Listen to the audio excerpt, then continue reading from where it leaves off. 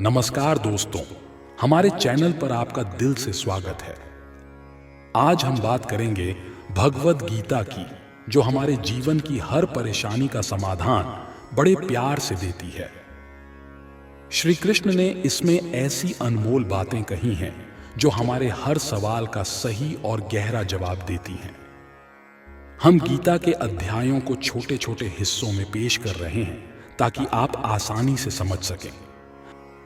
आज हम गीता के चौथे अध्याय ज्ञान कर्म संन्यास योग के तीसरे हिस्से पर चर्चा करेंगे। अगर आपने गीता के पहले, दूसरे या तीसरे अध्याय को छूट दिया है तो कोई बात नहीं, हमने उनके लिंक डिस्क्रिप्शन में दे दिए हैं जिनसे आप आराम से देख सकते हैं। जब भी आप गीता पढ़ें या सुनें तो खुद को अर्जुन की जगह पर रखें और श्री कृष्ण के उपदेशों को उसी तरह समझें जैसे अर्जुन समझता है। अर्जुन की चिंताएं और उलझनें असल में हमारी ही होती हैं। यही वजह है कि गीता के उपदेश आज भी उतने ही महत्वपूर्ण हैं जितने उस समय थे। आज के इस वीडियो में हम गीता के चौथे अध्याय पर चर्चा करेंगे। इसमें श्री कृष्ण हमें कर्म की महत्ता बताते हैं और यह समझाते हैं कि कैसे कर्म करते हुए भी हम मोक्ष की ओर बढ़ सकते हैं। इस अध्याय में श्री कृष्ण यह भी बताते हैं कि कर्म और ज्ञान को मिलाकर हम अपने जीवन को किस तरह बेहतर बना सकते हैं। यह यात्रा सिर्फ आध्यात्मिक नहीं है, बल्कि यह हमें जीवन को सही तरीके से समझने और जीने की भी सीख देती है। श्री कृष्ण के शब्द हमारे जीवन को दिशा देते हैं और हमें सच्चे सुख की ओर ले जाते हैं। तो चलिए श्री कृष्ण के इन दिव्य शब्दों को सुनते हैं और उन्हें अपने जीवन में अपनाने की कोशिश करते हैं।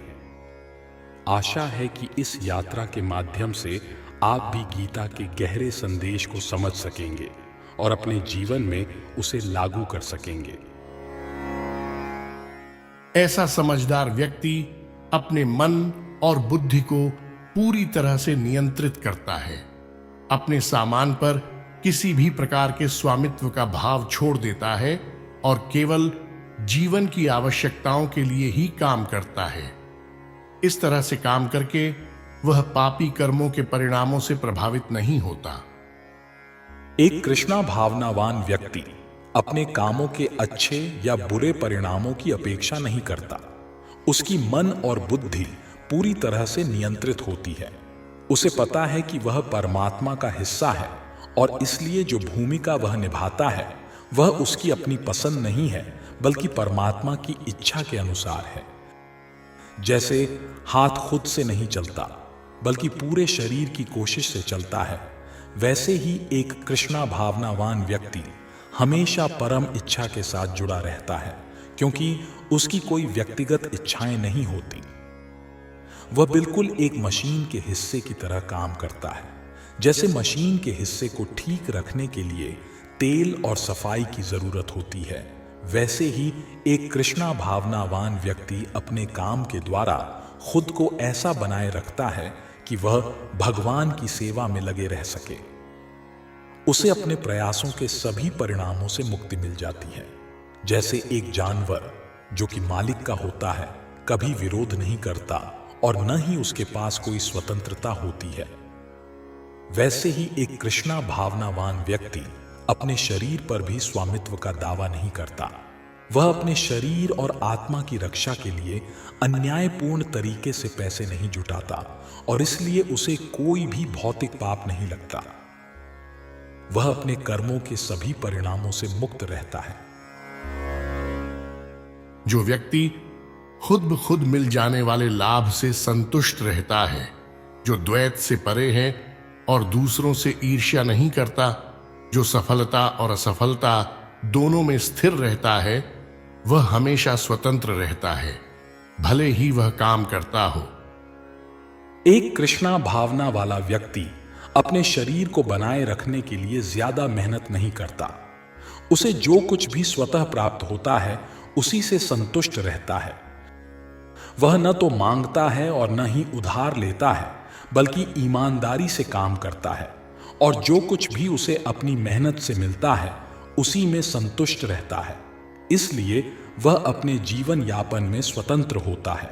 किसी के सेवा से उसकी कृष्णा भावना की सेवा में कोई रुकावट नहीं आती। हालांकि भगवान की सेवा के लिए वह किसी भी प्रकार के कार्य में भाग ले सकता है बिना भौतिक दुनिया की द्वैतता से प्रभावित हुए। भौतिक दुनिया की द्वैतता गर्मी और ठंड या दुख और खुशी के रूप में महसूस होती है। एक कृष्णा भावना वाला व्यक्ति द्वैत से परे होता है, क्योंकि वह कृष्णा की संतुष्टि के लिए किसी भी प्रकार का कार्य करने में संकोच नहीं करता। इसलिए वह सफलता और विफलता दोनों में स्थिर रहता है। ये लक्षण तब देखे जाते हैं जब कोई पूरी तरह से तात्विक ज्ञान में होता है। जो व्यक्ति भौतिक प्रकृति के गुणों से अप्रभावित रहता है और पूरी तरह से तात्विक ज्ञान में स्थित होता है, उसका काम पूरी तरह से आत्मा में मिल जाता है। जब कोई व्यक्ति पूरी तरह से कृष्णा संवेदनशील बन जाता है तो वह सभी द्वैतों से मुक्त हो जाता है और भौतिक गुणों की गंदगी से भी बच जाता है। उसे अपने कृष्णा के साथ संबंध की सही स्थिति का ज्ञान होता है, इसलिए उसका मन कृष्णा संवेदनशीलता से भटका नहीं जा सकता। ऐसे में जो कुछ भी वह करता है वह कृष्णा के लिए ही करता है, जो प्राचीन विष्णु है। इसलिए उसके सभी कर्म तकनीकी रूप से यज्ञ होते हैं, क्योंकि यज्ञ में सर्वोच्च व्यक्ति कृष्णा को संतुष्ट करना होता है। सभी कार्यों के परिणाम भी अंततः आत्मा में विलीन हो जाते हैं और वह भौतिक प्रभावों से पीड़ित नहीं होता। जो व्यक्ति पूरी तरह से कृष्णा संवेदनशील होता है वह निश्चित रूप से आध्यात्मिक लोक को प्राप्त करता है। इसका कारण यह है कि उसकी सभी गतिविधियां पूरी तरह से आध्यात्मिक होती हैं, जिसमें अंतिम परिणाम पूर्ण और वही आध्यात्मिक होता है जो अर्पित किया जाता है। कैसे कृष्णा संवेदनशील गतिविधियां हमें आध्यात्मिक लक्ष्य की ओर ले जाती हैं, यह यहां बताया गया है। कृष्णा संवेदनशीलता में विभिन्न गतिविधियां होती हैं और उन्हें अगले श्लोकों में विस्तार से बताया जाएगा। फिलहाल केवल कृष्णा संवेदनशीलता के सिद्धांत को ही समझना है। जब कोई व्यक्ति भौतिक प्रदूषण में फंस जाता है तो वह भौतिक वातावरण में ही काम करता है, लेकिन उसे इससे बाहर निकलना होता है। इस भौतिक वातावरण से बाहर निकलने की प्रक्रिया कृष्णा संवेदनशीलता है। जैसे एक रोगी जो अधिक दूध के उत्पादों से बीमार हो गया है, उसे ठीक करने के लिए दही जैसे अन्य दूध के उत्पाद का उपयोग किया जाता है। इसी तरह भौतिक रूप से बंधा हुआ आत्मा कृष्णा संवेदनशीलता से ठीक हो सकता है। यह प्रक्रिया सामान्यतः यज्ञ के रूप में जानी जाती है, जो केवल विष्णु या कृष्णा की संतुष्टि के लिए की जाती है। जब भौतिक दुनिया की गतिविधियां कृष्णा संवेदनशीलता में या केवल विष्णु के लिए की जाती हैं, तो वातावरण अधिक आध्यात्मिक बन जाता है। ब्राह्मण का मतलब है आध्यात्मिक। भगवान आध्यात्मिक हैं और उनके दिव्य शरीर की किरणों को ब्रह्म ज्योति कहते हैं। जो कुछ भी मौजूद है वह ब्रह्म ज्योति में स्थित है। लेकिन जब यह ज्योति मोह माया या इंद्रिय भोग द्वारा ढक जाती है तो इसे भौतिक कहा जाता है। यह भौतिक पर्दा कृष्णा संवेदनशीलता से तुरंत हटा सकता है।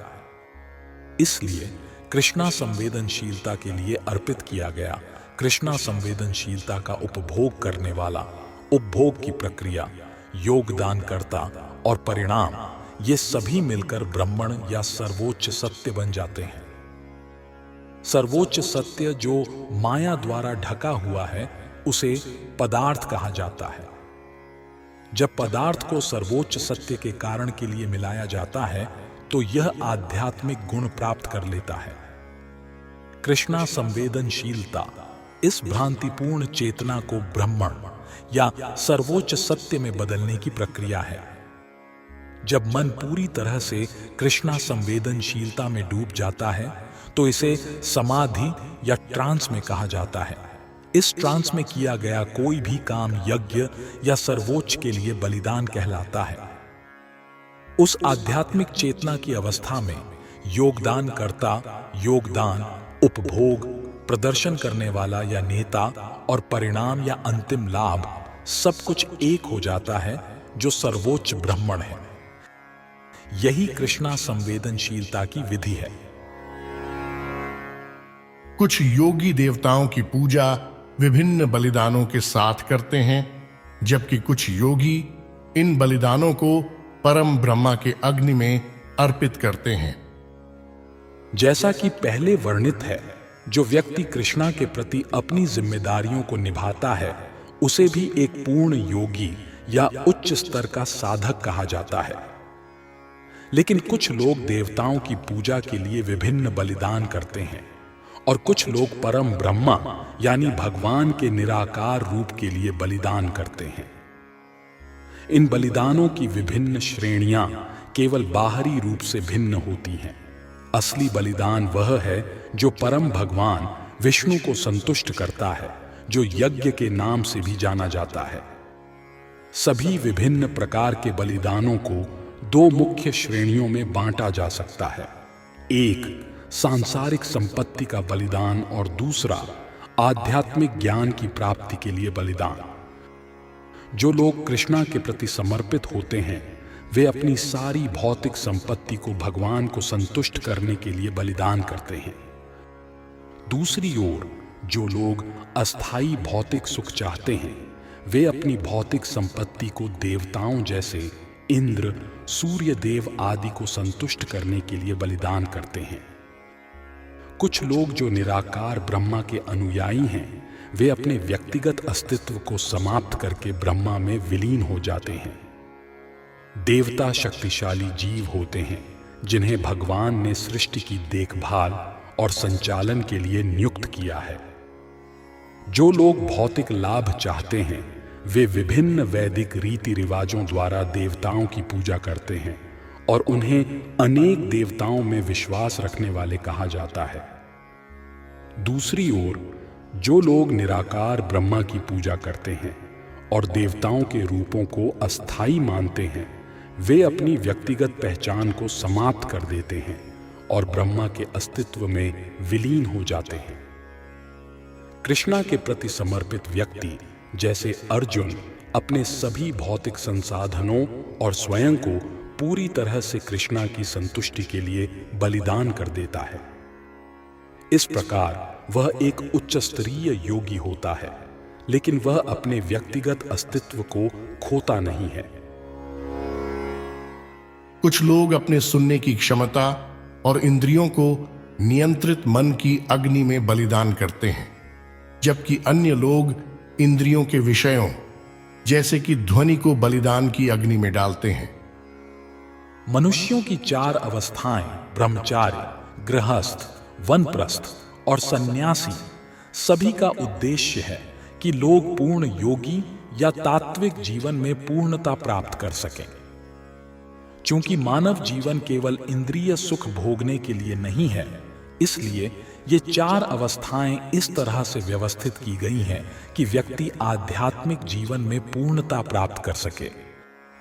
ब्रह्मचारी, जो एक प्रामाणिक गुरु की देखरेख में रहते हैं, अपने मन को इंद्रिय सुख से बचाकर नियंत्रित करते हैं। इस श्लोक में इन्हें सुनने की प्रक्रिया और इंद्रियों को नियंत्रित मन की अग्नि में बलिदान करने वाला कहा गया है। एक ब्रह्मचारी केवल कृष्णा चेतना से संबंधित शब्दों को सुनता है। सुनना समझने का मूलभूत सिद्धांत है और इसलिए एक शुद्ध ब्रह्मचारी पूरी तरह से हरि के नामों का कीर्तन और उनके गुणों का श्रवण करता है। वह भौतिक ध्वनियों से अपने को बचाता है और उसकी सुनने की प्रक्रिया हरि कृष्णा की दिव्य ध्वनि में व्यस्त रहती है। गृहस्थ जीवन में कुछ हद तक इंद्रिय सुख की अनुमति होती है, लेकिन वे बड़े संयम के साथ ऐसा करते हैं। यद्यपि यौन क्रिया, नशा और मांसाहार मानव समाज में सामान्य प्रवृत्तियां हैं, एक नियंत्रित गृहस्थ बिना असीमित यौन क्रिया जीवन और अन्य इंद्रिय सुखों के सेवन के रहते हैं। धार्मिक जीवन के सिद्धांतों पर विवाह करना सभ्य मानव समाज में सामान्य है, क्योंकि यह नियंत्रित यौन क्रिया जीवन का मार्ग है। यह नियंत्रित और स्वाधीन यौन क्रिया जीवन भी एक प्रकार का यज्ञ है, क्योंकि एक नियंत्रित गृहस्थ अपने इंद्रिय सुख की सामान्य प्रवृत्ति को उच्च आध्यात्मिक जीवन के लिए बलिदान करता है। जो लोग आत्म साक्षात्कार में रुचि रखते हैं वे मन और इंद्रियों को नियंत्रित करके सभी इंद्रिय कार्यों, साथ ही जीवन शक्ति या सांस को नियंत्रित मन की अग्नि में बलिदान करते हैं। यहां पतंजलि द्वारा प्रस्तुत योग प्रणाली की बात की जा रही है। पतंजलि जो एक प्रसिद्ध योग दार्शनिक थे, पतंजलि के योग सूत्र में आत्मा को प्रात्यक्ष आत्मा और प्रत्यक्ष आत्मा के रूप में वर्णित किया गया है। जब आत्मा इंद्रिय सुख की ओर जुड़ी होती है तो उसे प्रत्यक्ष आत्मा कहा जाता है। आत्मा शरीर में काम करने वाली 10 प्रकार की वायुओं के कार्यों के अधीन होती है और इसे सांस लेने की प्रणाली के माध्यम से महसूस किया जाता है। पतंजलि की योग प्रणाली यह सिखाती है कि शरीर की वायुओं के कार्यों को तकनीकी तरीके से कैसे नियंत्रित किया जाए ताकि अंततः वायुओं के सभी कार्य आत्मा को भौतिक लगाव से शुद्ध करने के लिए अनुकूल हो जाएं। इस योग प्रणाली के अनुसार प्रत्यक्ष आत्मा ही अंतिम लक्ष्य है। यह प्रत्यक्ष आत्मा भौतिक गतिविधियों से दूर रहना है। इंद्रियां इंद्रिय वस्तुओं के साथ बातचीत करती हैं, जैसे कान सुनने के लिए, आंखें देखने के लिए, नाक सूंघने के लिए, जीभ चखने के लिए, हाथ छूने के लिए, और ये सभी आत्मा से बाहर की गतिविधियों में व्यस्त होती हैं। इन्हें प्राण वायु के कार्य कहा जाता है। अपान वायु नीचे की ओर जाती है, व्यान वायु संकुचित और फैलाव करती है, समान वायु संतुलन बनाती है और उदान वायु ऊपर की ओर जाती है। जब एक व्यक्ति जागरूक होता है तो वह इन सभी को आत्म साक्षात्कार की खोज में लगाता है। कुछ लोग होते हैं जो अपनी भौतिक संपत्तियों की कठोर तपस्या करके, सख्त प्रतिज्ञा लेकर और अष्टांगिक योग के रहस्यों का अभ्यास करके प्रबुद्ध होते हैं। वहीं कुछ लोग वेदों का अध्ययन करते हैं ताकि वे आध्यात्मिक ज्ञान में उन्नति कर सकें। इन बलिदानों को विभिन्न श्रेणियों में बांटा जा सकता है। कुछ लोग अपनी संपत्तियों को विभिन्न प्रकार की चैरिटियों के रूप में बलिदान करते हैं। भारत में अमीर व्यापारी समुदाय या शाही घराने विभिन्न चैरिटेबल संस्थान जैसे धर्मशाला, अन्न क्षेत्र, अतिथिशाला, अनाथालय, विद्यापीठ आदि खोलते हैं।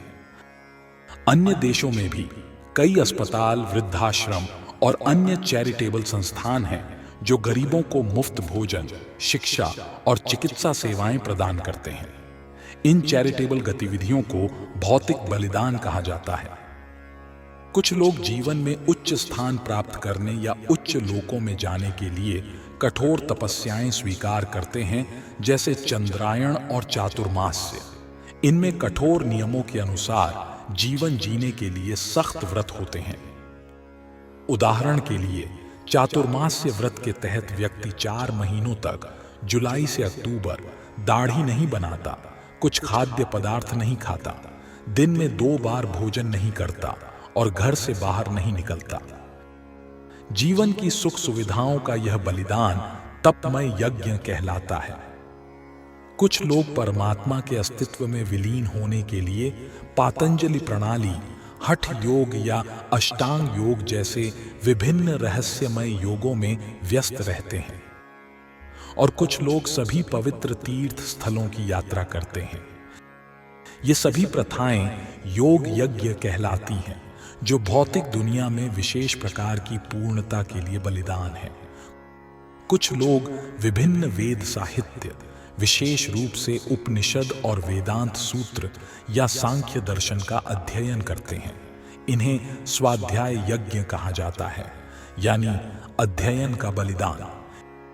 ये सभी योगी विभिन्न प्रकार के बलिदानों में ईमानदारी से लगे रहते हैं और जीवन के उच्चतर स्तर की खोज में होते हैं। हालांकि कृष्णा चेतना इनमें से किसी एक प्रकार के बलिदान द्वारा प्राप्त नहीं की जा सकती, बल्कि यह केवल भगवान और उनके सच्चे भक्त की कृपा से प्राप्त होती है। इसलिए कृष्णा चेतना अलौकिक है। कुछ लोग सांसों को नियंत्रित करने की प्रक्रिया में लगे रहते हैं ताकि वे ध्यान की अवस्था में रह सकें। वे बाहरी सांस को अंदर की सांस में और अंदर की सांस को बाहरी सांस में बदलने का अभ्यास करते हैं और अंततः सभी सांसों को रोककर ध्यान में स्थिर हो जाते हैं। कुछ लोग खाने की प्रक्रिया को कम करके बाहरी सांस को खुद में ही बलिदान करते हैं। सांसों को नियंत्रित करने की यह योग प्रणाली प्राणायाम कहलाती है और शुरुआत में इसे हठ योग के विभिन्न आसनों के माध्यम से किया जाता है। इन प्रक्रियाओं का उद्देश्य इंद्रियों को नियंत्रित करना और आध्यात्मिक उन्नति प्राप्त करना है। प्राणायाम में शरीर के अंदर की हवा को नियंत्रित कर उसे विपरीत दिशाओं में एक साथ बहने का अभ्यास किया जाता है। अपान वायु नीचे जाती है और प्राण वायु ऊपर जाती है। प्राणायाम योगी सांसों को विपरीत दिशा में ले जाने का अभ्यास करते हैं जब तक कि वायु की धाराएं संतुलित न हो जाएं, जिसे पूरक कहते हैं। इसी प्रकार जब बाहरी सांस को अंदर की सांस में बलिदान किया जाता है तो इसे रेकाक कहते हैं। जब दोनों वायु धाराएं पूरी तरह से रुक जाती हैं तो इसे कुंभक योग कहते हैं। कुंभक योग के अभ्यास से योगी अपनी उम्र को कई वर्षों तक बढ़ा सकते हैं। हालांकि एक कृष्णा चेतन व्यक्ति हमेशा भगवान की प्रेममयी सेवा में स्थित रहता है और स्वाभाविक रूप से इंद्रियों का नियंत्रण हो जाता है।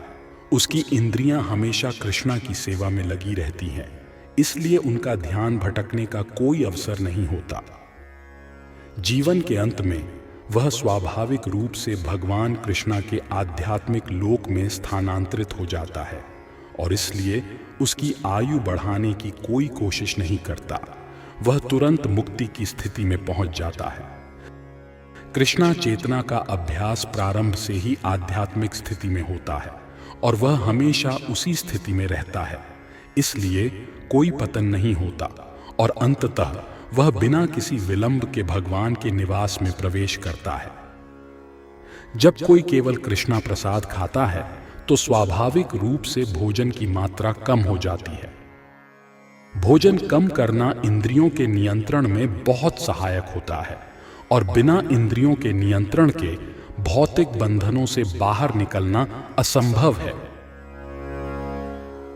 जो लोग यज्ञ के असली मतलब को समझते हैं वे सभी पापों के प्रभाव से मुक्त हो जाते हैं। ऐसे यज्ञ के बचे हुए प्रसाद का रस छककर वे अंततः सर्वोच्च और शाश्वत आकाश में पहुंच जाते हैं। जो अलग अलग तरह के यज्ञ जैसे कि अपनी संपत्ति का बलिदान, वेदों या दार्शनिक ग्रंथों का अध्ययन और योग के अभ्यास उन्हें समझते हैं, वे सभी एक ही लक्ष्य की ओर ले जाते हैं, इंद्रियों पर नियंत्रण। इंद्रियों की तृप्ति ही भौतिक अस्तित्व की जड़ होती है।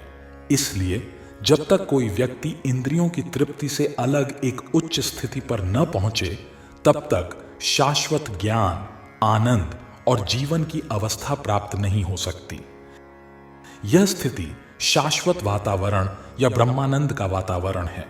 उपर्युक्त सभी यज्ञों से व्यक्ति पापों के प्रभाव से मुक्त हो जाता है।